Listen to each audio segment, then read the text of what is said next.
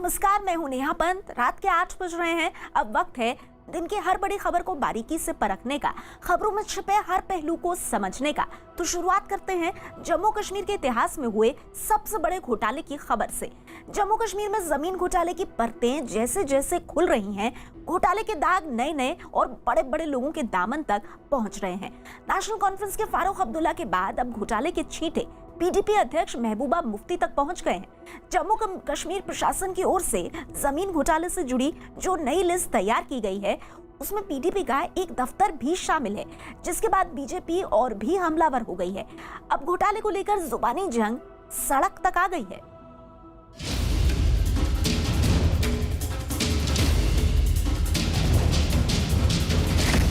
जन्नत में लूट का बहुत बड़ा पर्दाफाश। रहनुमाओं ने ही डाला जन्नत में डाका।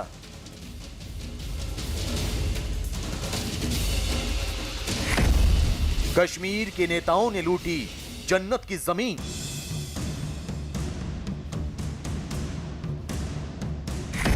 रोशनी की आड़ में घोटाले का अधर्म। जम्मू कश्मीर के जमीन घोटाले पर बहुत बड़ा पर्दाफाश।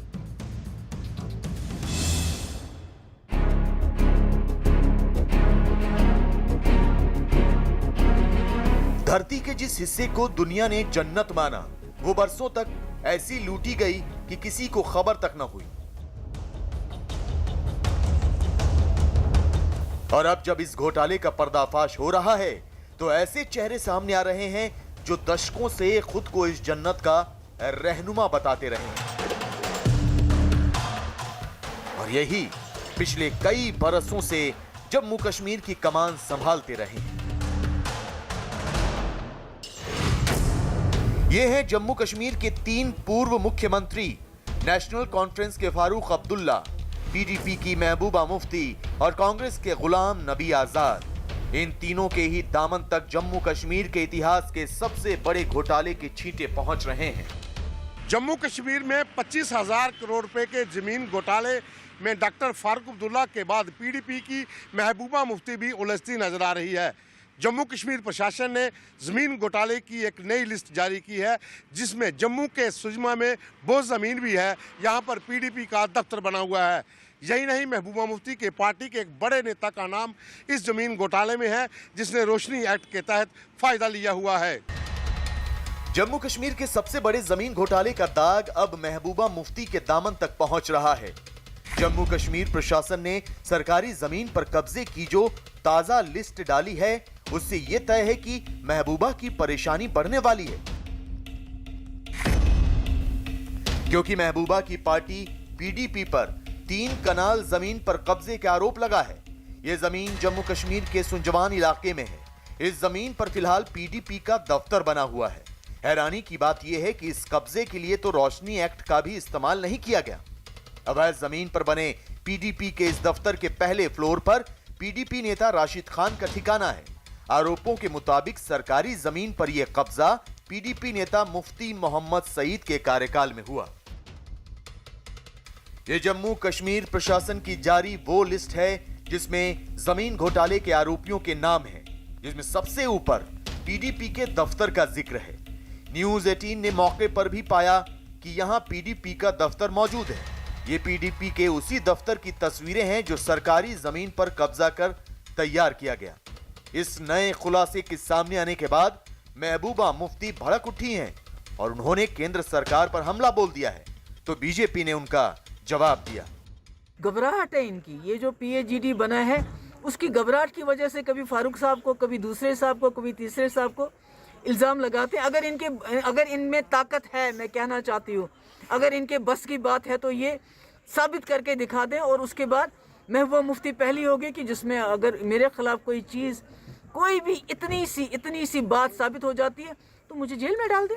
इनसे संबंध रखने वाले लोग थे। एक बहुत बड़ा स्कैम, जो ये स्कीम लोगों के लिए आई थी और लोगों के भले के लिए आई थी, लेकिन एक भी व्यक्ति कोई जो जिसके पास 2 मरले 4 मरले उसके पास ऐसा नहीं। और प्राइम लैंड्स को इसकी आड़ में ये हड़प करने की एक प्रयास किया गया, जो अब से ये नतीजा सामने है तो सरकारी जमीनों को किस प्रकार से ये इसी धारा से, अब जबकि नया लैंड रिफॉर्म का बिल आ गया है तो उनको तकलीफ हो रही है, क्योंकि यही चाहते थे कि लूट खसूट मची रहे।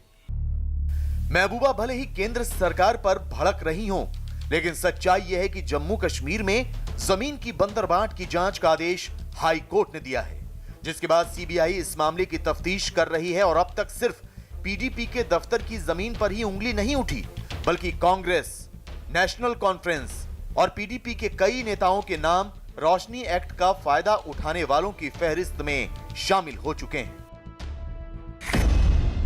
जिसमें सबसे बड़ा नाम है फारूक अब्दुल्ला का, जिन पर 7 कनाल सरकारी जमीन पर कब्जा कर घर बनवाने का आरोप है।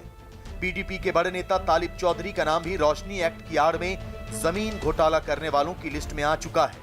इसके अलावा नेशनल कॉन्फ्रेंस के असलम मट्टू पर 1 कनाल जमीन कब्जा करने, कांग्रेस नेता के अमला पर 11 कनाल जमीन कब्जा करने का आरोप लग चुका है। इसके अलावा इस जमीन घोटाले में कई बड़े नेताओं के रिश्तेदारों का नाम भी सामने आ चुका है, जबकि जम्मू कश्मीर के कई बड़े कारोबारियों पर भी जमीन घोटाले का शिकंजा कस रहा है। जम्मू कश्मीर के कई नौकरशाह भी इस लिस्ट में शामिल हैं। जन्नत की जमीन में लूट खसोट सामने आने के बाद इसे लेकर सियासी जंग छिड़ गई है। घोटाले में फारूक अब्दुल्ला जैसे बड़े नेता का नाम आने पर भारतीय जनता युवा मोर्चा और बजरंग दल ने उनके घर के सामने प्रदर्शन शुरू कर दिया है, जिसे लेकर नेशनल कॉन्फ्रेंस और भारतीय जनता युवा मोर्चा के कार्यकर्ताओं में भिड़ंत भी हो गई। इस धरना प्रदर्शन को देखते हुए फारूक अब्दुल्ला के घर के सामने सुरक्षा कड़ी कर दी गई, लेकिन यहां पुलिस के साथ भी दोनों पार्टी के कार्यकर्ताओं की झड़प हो गई।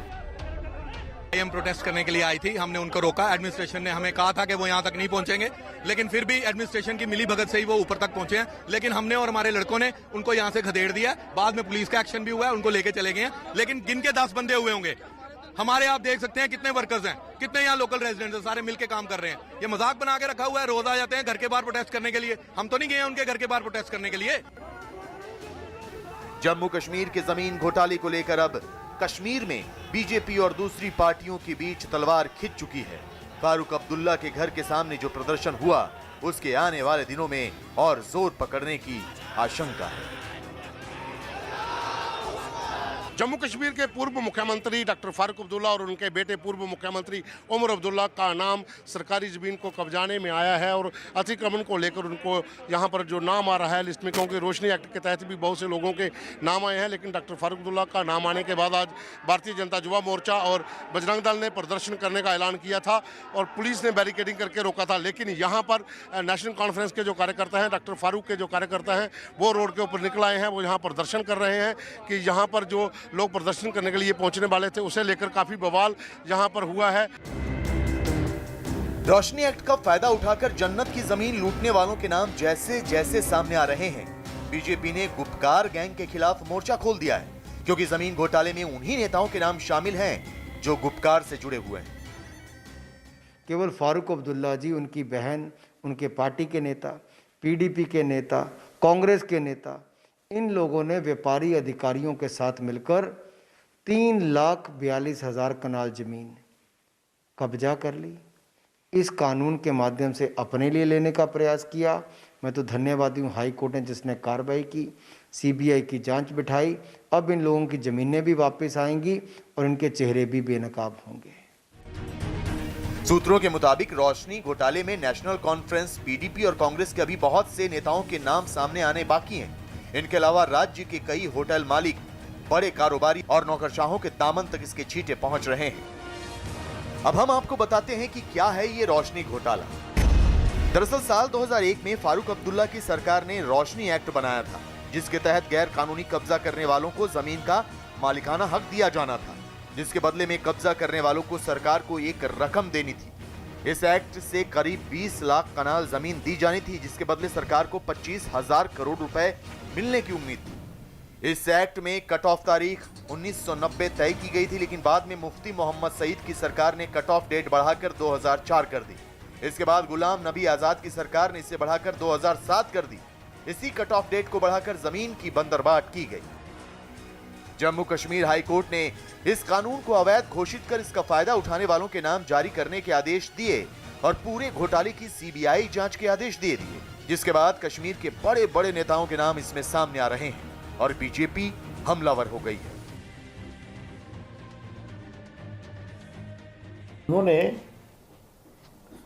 कश्मीर जम्मू में सुजवान इलाके में बहुत सी सरकार की और फॉरेस्ट लैंड इंक्रोच कर रखी है और उन्होंने जो अपना प्राइवेट मकान बनाया है वो भी स्टेट लैंड और फॉरेस्ट लैंड पर है। 98 में फारूक साहब ने 3 कनाल जमीन खरीदी थी कई लैंड ओनर्स से, लेकिन खरीदा 3 कनाल, कब्जा किया 7 कनाल, और जो 7 कनाल था वो सरकारी जमीन और फॉरेस्ट की जमीन थी। रोशनी एक्ट से सरकार के खजाने में 25,000 करोड़ आने की उम्मीद थी, लेकिन सरकार को मिले सिर्फ 76 करोड़। जाहिर है इस एक्ट की आड़ में बहुत बड़ा घोटाला हुआ है और अब जैसे जैसे इसकी परतें खुल रही हैं, बड़े बड़े चेहरों की मुश्किलें भी बढ़ रही हैं। जम्मू कश्मीर के इतिहास के अब तक के सबसे बड़े घोटाले में हर रोज एक नया पर्दाफाश हो रहा है। बड़े बड़े चेहरों के नाम सामने आ रहे हैं। न्यूज़ 18 पर इस घोटाले की हर अपडेट हम आप तक पहुंचाते रहेंगे। फिलहाल रुकेंगे एक छोटे से ब्रेक के लिए और ब्रेक के बाद आपको दिखाएंगे दक्षिण भारत पर हुए कुदरत के हमले की ग्राउंड रिपोर्ट, जहां तूफान निवार तट पर पहुंचने से पहले ही तबाही के सारे रिकॉर्ड तोड़ रहा है। निवार के सामने हमारी एजेंसियां कैसे दीवार बनकर खड़ी हैं, ये आपको बताएंगे एक ब्रेक के बाद।